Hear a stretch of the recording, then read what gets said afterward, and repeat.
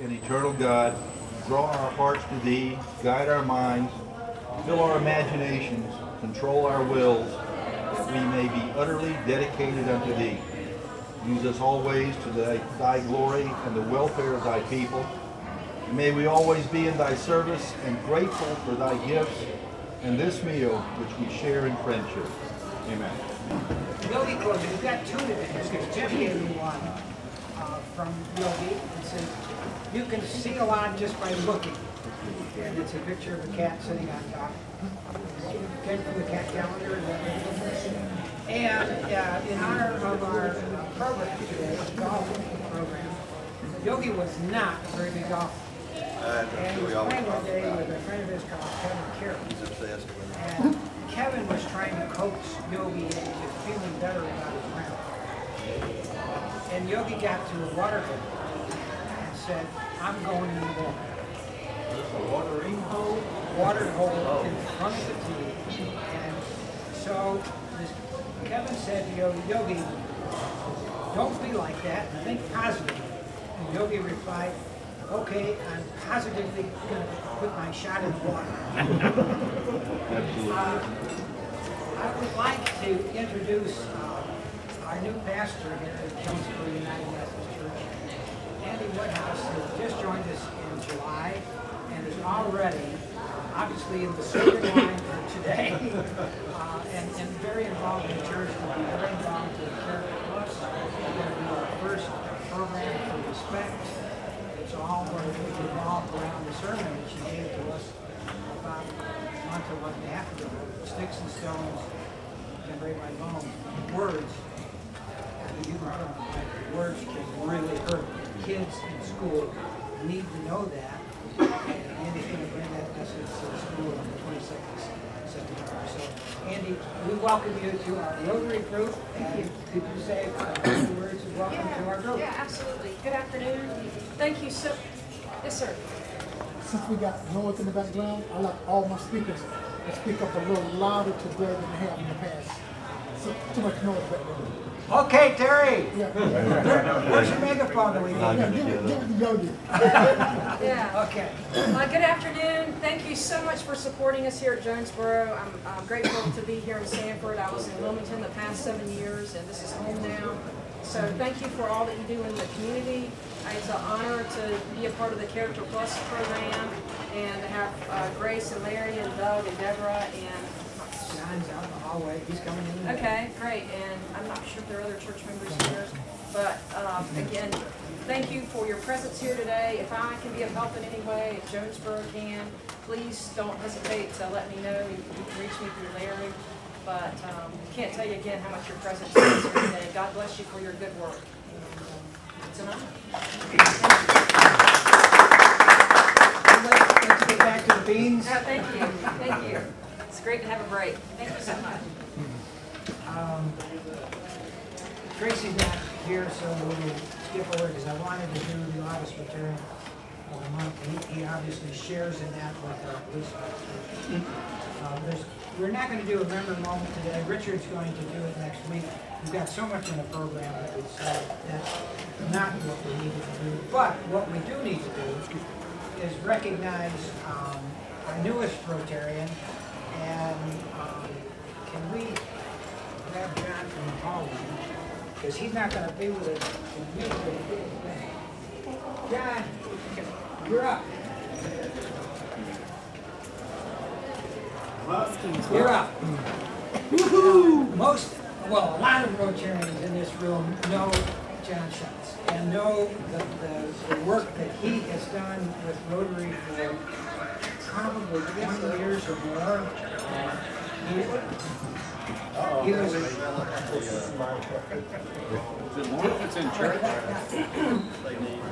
He was a charter member along with Doug and Robert and a number of other Rotarians that are still in the club. And we've been talking for years to John and to Doug about when their schedule will allow them to return to Rotary. And the schedule was right. Well, actually, not quite, almost. Because he said, let me do November because I'm going on a part-time schedule with my business. And you probably know that he sold the animal hospital business house, and we'll have other people who are working in the animal hospital, so that we have more time to be able to go to Rotary. So that was the plan. And then this idea that we kept talking about at church about how can Rotary support the United Methodist, the Jonesboro United Methodist chicken dinner. And I said, you know, I'm sure that we can make a road trip if you'll take the pen early. So we made a deal. And so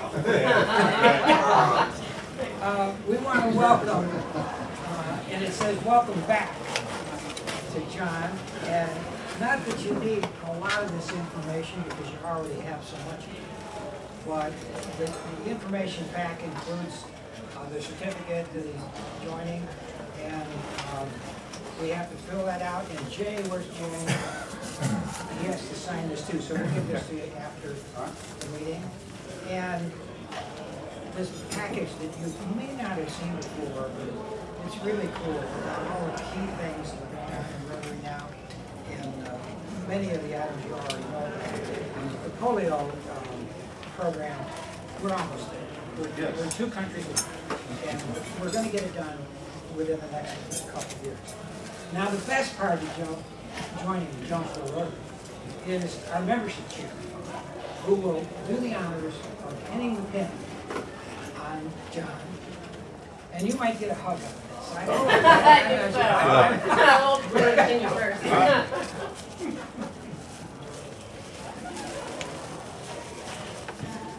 know. Thank you.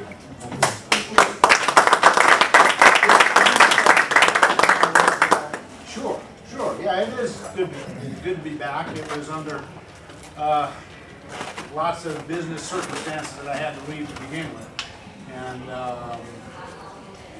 it just, the timing is coming right. I am planning on slowing down with my business. But as I said, we did sell the business aspect of our practices. We have Sanford Animal Hospital and All Animals Veterinary Hospital on 421. We did sell the business part of the practice, but we are still maintaining, Catherine and myself still maintaining as chief of staff. We have associates and that sort of thing. And we decided that in November, mid-November, we're going to go to a part-time basis and do that for as long as possibly can. And at some point in time, one of my staff members would tap me on the shoulder and tell me I forgot to put my pants on this morning. And that's probably when I have to step away. It'll be time to go. So we're not going to, Catherine and I are not going to quit practicing, but we're certainly going to start slowing down. So we've been at this game a whole long time. We'd like to get back in Rotary. I've always had very good feelings about Jonesboro Rotary. Remember the good old days when we used to meet in a little old slot over here in Kendale. It was a little buffet slot that we met in for a long time, and then Tony's Seafood. So good memories, and hopefully it makes more. And for those of you I haven't met, I hope to meet you soon. I don't know if I'll get that chance today because we've got drive-through windows to make it.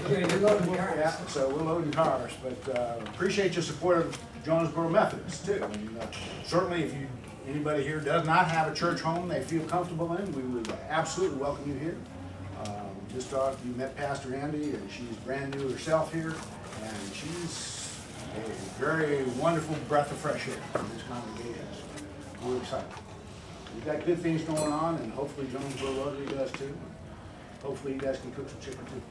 Thanks, guys. Just in the short time that I've had a chance to wander around, and John, you may want to do this too, because you see the way the plates are put together with that cover that's put on top. I don't think we plan to do that. And then you put the cooking and stuff on top. So anyway, we've learned a lot just by coming over to watch. Thanks very much. And any members of the church that want to come out to the club on Saturday, a reciprocal check. No, okay. Reciprocal check. Yeah.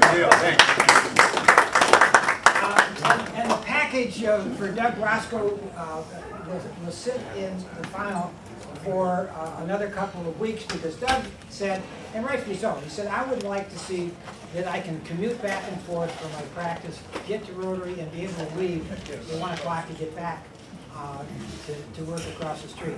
It's one thing to be able to have him walk across the street to attend a meeting, the other thing to go over to the flame. But we're going to keep working on it. I mean, the pin's ready. Let's welcome Doug.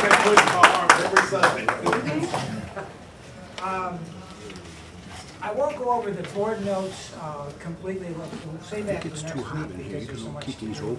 We did decide on quite a number of things. Feels like it's getting warmer. At the board meeting, we are posting the board notes now with the meeting notes, I guess.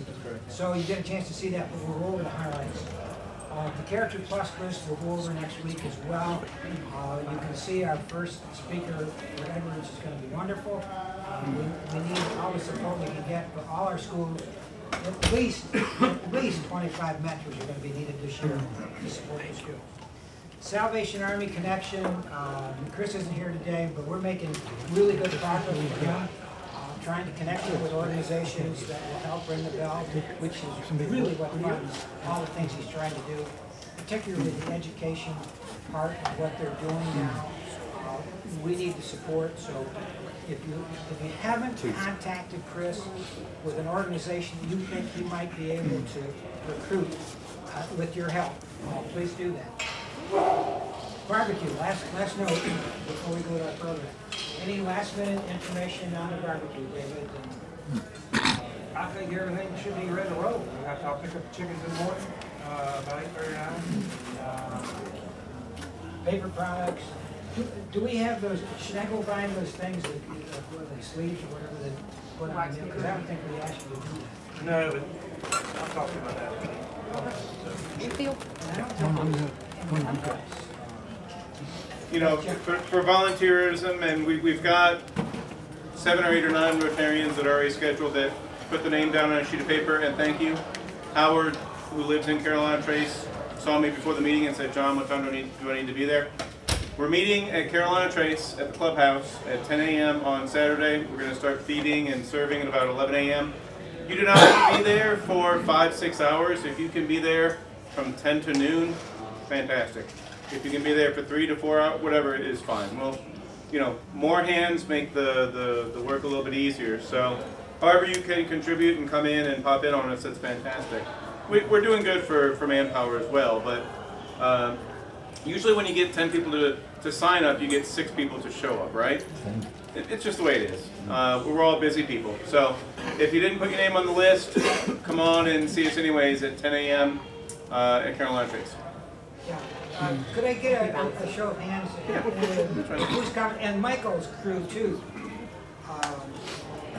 So, okay.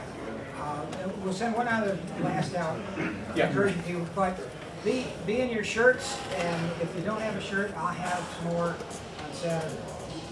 How about tickets? Is there any way that we can come up with? Well, I can't really say how many have been sold. A lot. Came in today. Just turned in today. But there's 153 tickets in the envelope. So that means 347 are out there, have either been sold, or I'm assuming there's a good chance they're going to be sold if we just get the money later. So that's which is where we wanted to be. We wanted to have, because you never know what weather's going to be. So we wanted to pre-sell as much as we could. And we'll sell out probably by about 1 or 1/3 on Saturday. Which is really terrific, and COC is a great basket. There, I have had 3 or 4 phone calls about being able to buy. So, yeah, it's going to be a first come, first served type of thing. Great. Van,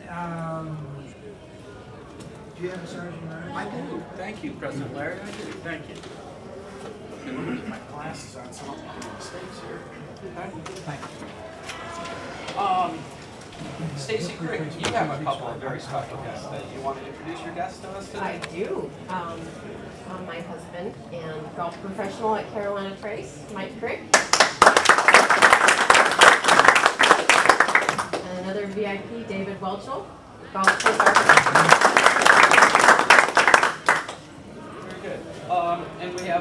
we've already recognized Doug, but let's give him another round of applause. Doug Ronick. With us today. And we have a couple of very special guests from the Sanford Club. We have Amber Cameron and Tommy Rosser. Let's give them a big round of applause. And a very special guest from all the way from Siler City is Jane Wren. Let's give her a big round of applause. Do we have any announcements come for the club at this time? I'm going to actually let Mike announce that if I could. Yeah.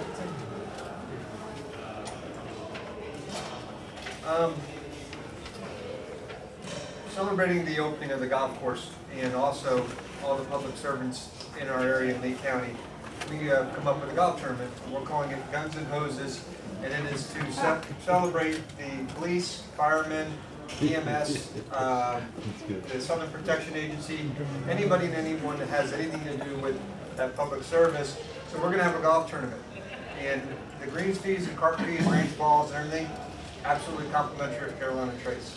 What we're asking you to do is to get a team together that if you have to have some type of a connection to a firefighter or a policeman, if you know one, and put a team together, 4-person captain's choice event, and then everybody's going to contribute $20. And we're going to put it in a bucket. And the team that wins the tournament takes that bucket and donates it to a charity of their choice as long as it stays in Lee County.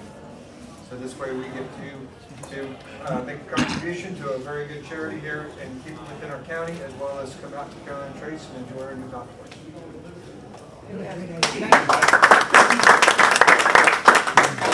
I did. I'll try and keep this brief, but I've spoken with a couple of fellow Jonesboro Rotarians about this. Chris Kelly is not here. Everyone knows that Chris Kelly is the director of the Salvation Army. He has announced to us that they're having a 20-year celebration of Salvation Army in Lee County. It's going to be on Tuesday, September 29th at the Dennis Wicker Civic Center. It's an event. They're trying to celebrate volunteerism, which Chris Kelly is the epitome of that among, with us here included. What we said is they are selling tables of 8 for $150. I would like to propose, in the form of a motion, I guess, that we as a club purchase a table, and then as a quasi-family of Rotary event, whomever wants to come, we could attend the event. There's a silent auction at 6 p.m. The dinner and the program begins at 6:30. There are 2 Christian comedians that are performing.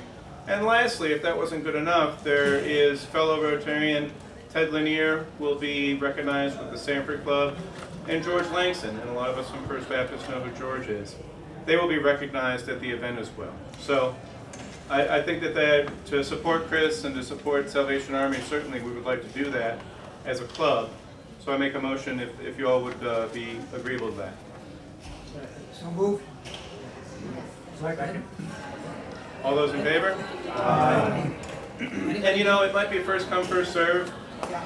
We would hope that we would have so many people call or email myself or Larry and say, yeah, I want to go, or something like that. But we just want to support Chris, and we think it'd be a great night. Yeah, we need to make sure we got to have the 8 people at there. And I mean, I'm hoping that we will, and I don't think we're only get me and Larry to go. I mean, I think we're going to get 8, but you know. So hopefully we'll. So if you want to go, please let me know. You know. Chris gave a marvelous presentation to Carolina Trace, and there'll be an awful lot of bell ringers that are coming out of Trace because of that. And so we need to support him. We do, yeah. And all the stuff he's doing. So all those in favor, we said yes? We said yes. And Noah and a check for $150 to Chris and Jack. Could you tell him? I can, and I'll probably go ahead and put it in the bulletin as I normally would anyways, and I'll solicit for whoever wants to go and all that stuff. Okay, thank you. Cool, thank you. Thank you, John. Yeah. Any other announcements come from the club? Real quick, Stevens Center, we're having a truckload meet with the Piggly Wiggly for the next few days through Saturday. They're having a truckload meat sale, and we're out there selling hot dogs and giving out information on the Stevens Center. Please come anytime over the next 3 or 4 days to Saturday. Hey, Van, if you open up the door behind you, Larry's wife, Grace, was trying to get in, so I just thought No, I'm not. Oh, there she is. Hi, Grace. I'm trying to count you people. You're That's trying to all count I'm us? trying to do. You look like you had a need. That's why I was trying to, Did we need refills? Raise your hand if you need a refill. Speak now or hold your peace for the next 30 minutes. Okay. Okay, now that clock isn't right. That's about 5 minutes fast. So it gives us a chance, I think, to have the full program. Mike, what you want to do, David, this is, I've been really looking forward to this, and we weren't really sure about how the schedule's going to work, because these guys are busy. We wanted to have 5 or 6 folks from the club here so that we can say thank you to the club for what the club's doing for us on Saturday. They're all so busy, but we were able to get, obviously, Stacy, because we won't let her miss. But Mike and David to be here, so Mike, could you introduce David? Obviously, we all know that Carolina Trace has been now almost over a year open and operated by Escalante Golf. Part of the project when they took over the club was to renovate the lake golf course. With this process being started, it's been a long, drawn-out process, and they have entrusted one of their longtime partners and friends, David Welchel here. David has been in the golf course design and architectural business for over 30 years. He started working with Mike Herdzan, who was kind of like a Rolls-Royce type of, if you can understand cars. Mike Herdzan is very well known, kind of like a Donald Ross, that type of an architect. And David worked with that company. And then on his own, he has done some golf courses that he has designed, and he's done a lot of renovations all over the world. And we are very privileged and happy to have David take on our Robert Trent Jones golf course. We knew that he would keep the significance of it being a Robert Trent Jones golf course, but not only make it more challenging, but more playable for all skill levels. So we always make it customary when David comes into town, Stacy and I have him over to the house for a little meal and a cigar and a scotch, and as we did last night. But without any more ado, we'll turn it over to David, and he'll describe to you what has gone on with the project.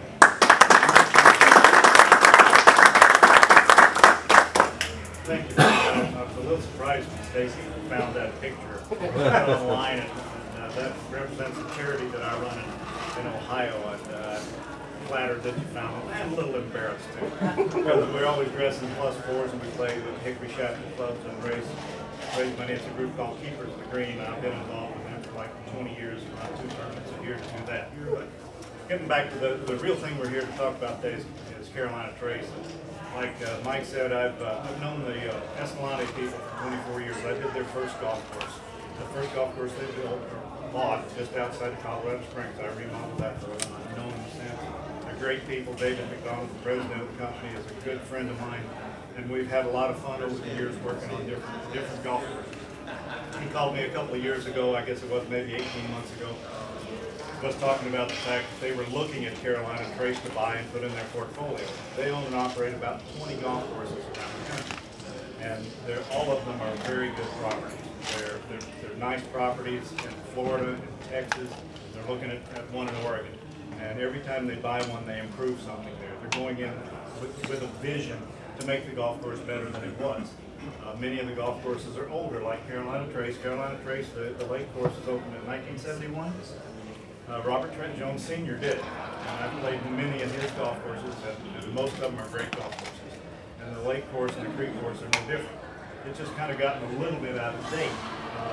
As technology has changed over the years, and a lot of you do play golf, you know what's happened to our game in the last 15 years especially, is the guys hit the ball so much further. Now, I don't anymore, I've lost all that. But you know, even with the technology, I can hit it further than I probably should have. But what we're trying to do out there is not only make the golf course fun and fair and enjoyable for everybody, because we're doing all new tees everywhere. We're taking out trees to improve the sight lines and add some more back tees there so we can attract golfers across the board. Not just the average golfer. We are looking to have some of the younger players out there attract some tournaments. Mike has already set up the U.S. Amateur qualifier for next year. The golf course when we started was 6,880 yards, give or take a few yards. The Carolina Golf Association just measured it last week, and now from the tips it's 7,269 yards. And in order to do that, we had to find some places out there to push tees back. At the same time, we were putting in and looking at all the bunkers on the golf course, were they still relevant? When you update a golf course, you have to think about where these guys hit it, where the ladies hit it, where the older players like me, where I hit it. So I don't want to put bunkers out there that are going to penalize somebody, and put them in where they'll challenge the good player, but be fun for everybody else. This is a picture of the 18th hole. For those of you that are familiar with the 18th hole at Carolina Trace, the lake course, I'm actually standing, or whoever took this picture is standing on the 11th tee. And I mentioned David McDonald. When we went around the golf course, David has a vision. And I've done several golf courses with him. And when he's out looking at a golf course, he'll say, what if we did this, or what if we did that? And it's the whole project has been that way. I've had wonderful help from everyone. Mike and Tim Hart and Stacy, a lot of you know Tim, the superintendent out there. They've been there a long time. They know the golf course. They know what we can do with it. They know the play patterns of the golfers out there. And so it's been a collaborative effort. They provide a lot of the ideas. I provide the expertise on how to get it done. And then we hired a contractor. But David was standing there, and he did this on several holes out there. So what if we backed this tee up here and took all these trees out? What would we have on this hole? And Mike was totally in favor of it, because the younger good players would hit from the old tee, they'd knock it across the lake and hit a short iron into this 505-yard par 5. Now it's about 545 yards. From the new back tee to the edge of the lake is 325 yards now. If somebody wants to knock it over the lake now, they better rear back and hit it. Okay, another thing that we're doing out there, we're replacing all the old asphalt cart paths with 8-foot wide concrete. That is the preferred type of paths for Escalante. They want the best out there, so we've done all the cart paths. Had a company, the general contractor hired a company that actually specializes in building golf cart paths. So they've done a fabulous job all the way around the golf course. We've moved some of them to places where they need to be moved, either closer to the fairways or a little further from the fairways. The 9th hole, for example, we moved it completely to the right and rebuilt the tee boxes to make the holes play a little better and to take some of the cart paths out of sight. We don't like seeing cart paths any more than we have to. I don't need it. The other thing that we're doing is, as we go around the project, we've been working on drainage issues on the golf course. Now, I won't say we've solved all of them, but we've put a lot of drainage out there, and that means a lot of pipe, a lot of catch basins, and we're rebuilding all the bunkers. This is the liner that goes in a bunker. In the last few years, bunker liner technology has grown at a tremendous rate, kind of like the technology in golf clubs. And this is a system that's been around 2 years. It's the first time I've used this particular material. A company out of Texas does it. And the idea here is to line the bottom of the bunker. And this is a plate almost AstroTurf-like material. It's called Bunker Solutions. And what it does, it keeps the sand in the bunker from getting contaminated with this wonderful red clay we have. We don't like our white sand to turn yellow. So that is the purpose of this. The other purpose is that the way this stuff is made, it holds the sand up on the faces. It minimizes the amount of erosion that happens in a storm event. Even with the storm we had last week, the erosion, the runoff was not as bad as it would have been had there been no liners. If you are familiar with the creek course out there, it doesn't have this type of a system, and it takes a couple of guys all day working out there to push the sand back in the face. So we're using technology, new technology in building the bunkers. The other thing we're doing, and this is the 7th hole at Trace, this is a par 5. It was, I'm sorry, this is 3, it's a par 5, I'm looking at it wrong. We reshaped every bunker on the golf course. Now, a lot of them have the same shapes they have, because I didn't want to go in there and totally destroy what Mr. Jones did, because he was a great architect, and his bunker style was different styles. Some of his bunkers would have jagged edges like you've seen, like you saw maybe last week if you watched the tournament up on television up in Boston. A lot of them were nice, clean, smooth edges. And with the liner we're using, that's going to be able to keep a nice, sharp edge all the time. Matter of fact, we were out yesterday edging the bunkers, getting an education in how to clean that bunker.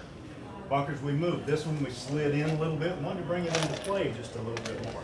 There were 2 bunkers up here, close to the green, and we made one large bunker out of it. Those 2 bunkers, when you're playing this hole, look like they're very close together. But when you get up there, there's probably 40 yards between them. And that's some of the illusion that we like to do out there in the design business. We want you to think those are real close together. Preferred, if you're going to lay up the preferred spot, it's right there, right between those bunkers, where that green will take the shot. The green is going to pitch toward you like that. So as we've gone around the golf course, we've looked at all those places where we can enhance the way the golf course plays, make the golfer think about it a little bit more. Here we are putting that liner in. We have, this is actually, I think that's Kevin Clark, the owner of the company. We had him come out when we were getting ready to put this new liner in the bunkers to show us how to do it. Even the contractor that we hired have not done this. And so we had Kevin come out for a day from Texas and show us how it's done. And the crew out there, after they learned, got a few of them under their belt, they got pretty fast at it. The first time they did it, it took 1 full day to do 1 bunker. But it's worth it because of the benefits it's going to get to Tim out there in his practice and maintenance. He won't have to worry about raking those bunkers back. When we built these, we stripped it all the way back around the bunker and put new sod around it. We put this material to keep it from eroding in on the edges. So it's really a great process. Probably be doing it again at some other golf courses. This is 8th hole. Yeah. That didn't come out too well, but on the 8th hole, for those of you that were familiar with it, it was a straight par 3. The tee stepped right straight down the hill, 205, 8 yards from the back. It was 218. 218 from the back. Mike's better at those yardages than I am. And now it's 227. We added a new back tee. It's almost in the street. Worked with one of the local landowners up there to talk her into giving us a little easement so that we could put a cart path there. And then we built, there are 6 tees that step down the hill. And again, I go back to David McDonald. When we were driving around this golf course and looking at it, we knew we were going to rebuild the tees. All the tees are going to be square. Instead of the long flowing tees that Mr. Jones did, we're changing them all to square tees. And David's sitting back there and said, well, if we move some of the tees around to the left, he said, can we do that? What would it cost? And I said, David, you can do anything for around money. And I said, we can do that. That's not a problem. We had to take out a lot of trees. The visibility is great there now. And when you go out there and see this, the hole is just fabulous. Fabulous. They did a great job. Number 4, yes. Mike tells the story about this. Who was one of the ladies groups out there that was playing. The 4th hole is a fairly short par 4. It's about 400 yards from the tips now. And they talked about how great the lake course was. Every hole was very pretty and very challenging, but they said this hole was just kind of boring. So we decided to fix that. We put a bunker out in the landing area. Now the fairway sweeps around it. You can't quite see it here, but up at the green, this bunker on the left side of the green was only there. So I wrapped it around the front of the green. So now, you know, the safe place is over here to hit it to the left, but you have to carry a bunker to get on the green. So we've given it some character, some challenge it didn't have before, without really changing the character of the golf course. Number 5, you know, one of the classic bunkering styles. Mr. Jones, as you well know, did some of the great golf courses where they've had U.S. Opens and PGAs, etc. He worked at Augusta National on the 16th hole, a lot of the holes down there. To me, this looks like Augusta National. That was kind of the look we were after, was trying to get it that perfect with some really sharp edges. And that's a great little par 4. Hit it to the top of the hill. You knock it over the hill, maybe that'd be all right, but you'd be down the bottom. So we kept pretty much the style. The only difference here, this was 1 bunker. We made it into 2, just to give it a little different. Number 6, we stretched the back tee back a little bit on the 6. It's par 3. It's only about 202 from the back now. Tough little hole. You gotta pay attention when you're hitting it here. Hit it short, it comes back in the water. We talked about some different things here. There was 1 bunker back there, and again we broke it into 2 just to give a little bit more contrast. Golf is one of those games, and some of you may have heard me say this if you're at groundbreaking. Golf is a game that you can't hear, you can't smell it, you can't feel it, but you can see it. It's visual. So that's why we do these things. Golf is totally visual. You go out there and you're looking to be wowed and impressed by what's out there. So golf is a game of contrast. White, green, just all around the golf course. That's why we have different mowing heights and fairways and roughs and all, so we have those contrasts. Up at number 7, this is the par 5. Sorry, I got ahead of myself earlier. again, we moved some bunkers around. This bunker was changed considerably. It used to come over here in the front. Now there's a run up on the green. The bottom of this bunker up to the cutting surface is what, 7 feet? 8 feet now. So if you hit it in that bunker, if you go from this green and knock it in that bunker, good luck. Can't see that. Yeah, you really won't. You can see the flag, but you won't see the putting surface. So we've changed a few things like that. Really, the bunker is really out of play unless you hit a bad shot. Before, if you had hit a shot over here, ball might have kicked and rolled in the rough, could have even gone out of bounds. Now the bunker will catch it. So there's a little bit of fairness to it. All right. There's number 8. What we did on number 8 is this used to be one bunker back here. We broke it into 2. This is from the left corner, I think, of the back tee. And we added another bunker in the back just to give it a little bit more pizzazz. 228 yards from the back. Mike hit a 5-iron in there yesterday. So, whatever. It's too long. Okay. Number 9, again, you're just seeing what we've done here to the bunkers. Did we have a picture from the tees back? Probably not, because number 9 is one of the biggest changes on the golf course. And if you remember the 9th tees, the old 9th tees, they were on the right side of the path, and they stuck way up in the air, and there were trees everywhere. We took out the trees and opened up the view. Now from the back tee at number 9, you see all the way through the clubhouse with all these beautiful white bunkers out there. Just extremely nice. Are there more bunkers at 9? Same number. We kept them. I was going to take one of them out to the back right bunker, and they convinced me to keep it there. They were afraid that I was going to put a grassy hollow back there instead of a bunker. And they convinced me that it was probably a little easier if I kept it as a sand trap and have to depend on the golf. It does look better. I'll have to give them credit for that. 13th hole, the one out that's you're hitting down by Lake Trace. Again, we're showing where we cleaned this bunker out and added new drainage and edges. It turned out again one of those things that was very pretty. 18. Now we have the back tee built on 18. You remember seeing the excavator there earlier, and they're finishing the tees there. So we've kind of gone around the golf course and shown some of the changes that we've done to try to bring some of that higher level golf into Carolina Trace. So it's a great place. It's been a real honor working with them. Had a great team, and I'm just sad that it's over. I've had so much fun. I've been there so much. This year I was there every week and always trying to push these guys to get it done. And they have gotten it done. We're just now working on the punch list. So we're looking forward to playing it just like everybody else. Okay? Anybody have any questions? I'll try to field a few of them. Are there already tournaments that you might not have gotten before? Yeah. I'm fortunate the years I've been here, I've got a great relationship with Jack Mance, who's the executive director of the Carolinas Golf Association, and Ron Schmidt is the executive director of the Carolinas PGA. And they will both be here on their opening day to play the golf course. Jack was here during our groundbreaking. And as you know, in the last 6 years, we've hosted the Women's U.S. Open qualifier.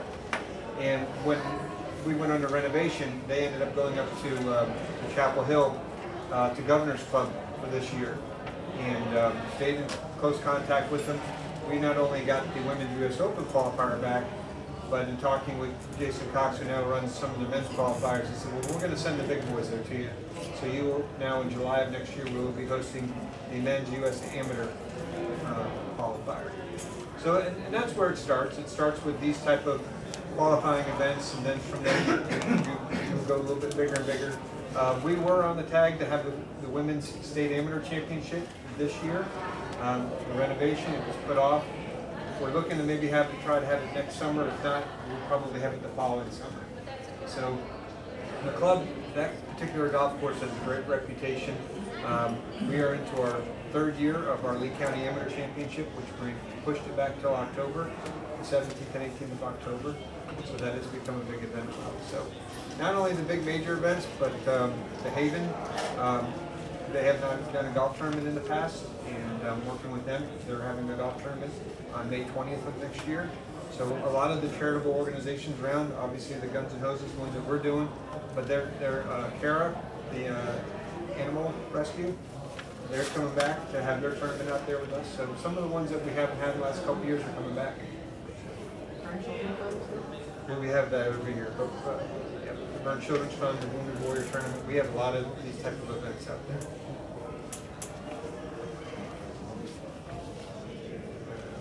Thank you.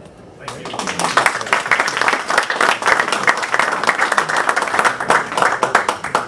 David, thank you very much. I know your time is really precious for you to come and talk to us like this. And now that we have it on YouTube, share this with the world. Because it'll probably get posted the next day or two, won't it, Jerry? Friday afternoon. Oh, and one of the things that Richard just mentioned, that one of the, is it the 27th, August 27th? I went to that, went straight to the 3rd. August 27th has disappeared. Okay. So if you wanted to try to pick that up. I can put it back on. Okay. And we're still getting a lot of YouTube makeups. We're doing very, very well on that. Jay reported at our board meeting the other day that our attendance was somewhere in the range of 103%, which is kind of tough to report to the district. Jay's a very creative reporter. I don't think it'll show up as 103. Have you had to turn your numbers in for audience percentage? Okay. It isn't going to be 103. Well, it's not going to be 103%. No. And could we do the raffle? Got $47 today. My first job when I turned 16 was at Carolina Trace, and I worked for Tim. And I lost my privileges driving anything because I wrecked one of those. They're really expensive. They go around the edge of the sand traps, and they got the really fine blades. Yeah, I flipped one in the sand trap. So he handed me a weed eater, and I thought I was going to get fired. At the end of the year, I got an award for one of the straightest lines on the greens that anybody's ever seen. I was so scared I was going to get fired the rest of the year. Yeah. But it's a fun guy to work with. All right, $47.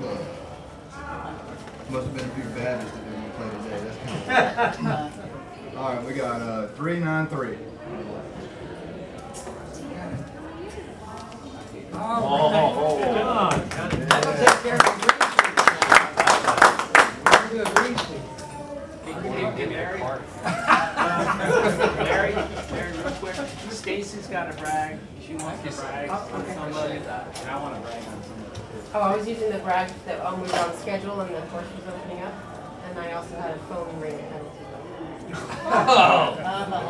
Is it the truth? Yeah, thank you. Okay, appreciate it.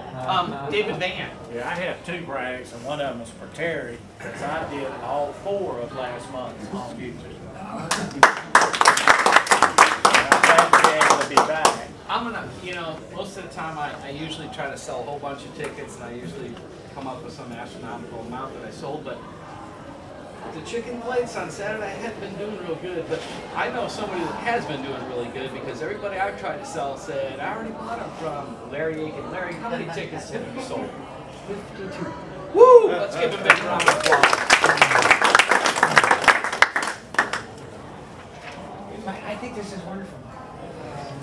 And we're going to support it one way or another. We're going to get a team to go. It's a great way to October 24th, it's a 1 o'clock shotgun. There's an option on there.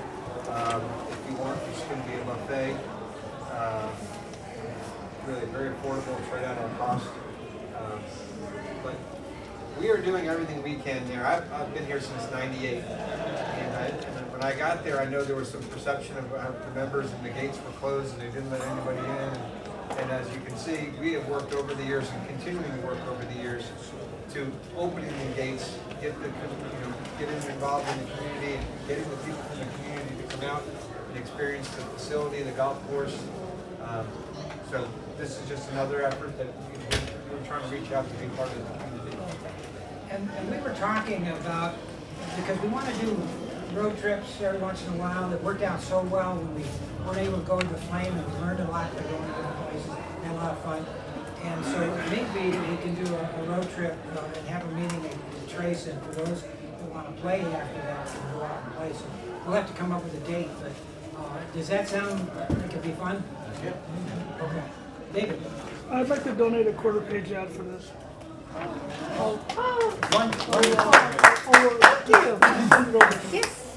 That's really neat. So, thanks to so many visitors, Mike and David, for coming, for the club members from the other clubs, for Sanford, and thanks for the ideas that you have given us too for how to handle some folks who can't have a diet problem, and we've adjusted to do just like you've done for down Dassault. So, and we'll talk about that at next week's meeting, but we thank Sanford for that, for Jane for coming from Siler City, Tommy he'll be leading the president's meeting in a few minutes. Doug, you know, you got like 40 people chasing you now. It's not just me and Jay and What's number? Pardon? What's his number? What's number? We're not YouTube. Who else? Did I miss anybody else? And we really want to thank the church, John, for making arrangements here. This is wonderful. Go ahead. Was that the 50-50 raffle? Yeah. You still doing that? Still doing That's the biggest reason I left. I never won. Just saying. So now that you're in the club, you'll have opportunities to win. Just saying. He makes arrangements for his father to win every once in a while. So, we might be able to get that done. So John, thanks for coming back in the club.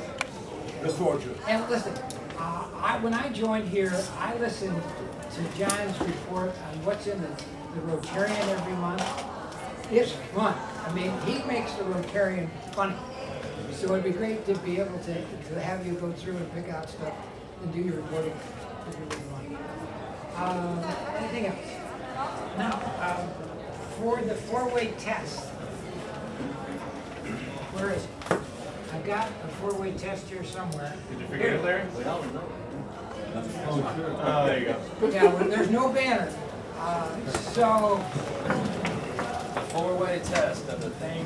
Say or do. Is it true? Is it fair to all concerned? Will it build goodwill and better friendships? Will it be beneficial to all concerned? Pledge allegiance to the flag of the United States of America and to the republic for which it stands, one nation, under God, indivisible, with liberty and justice for all. ding, ding. So,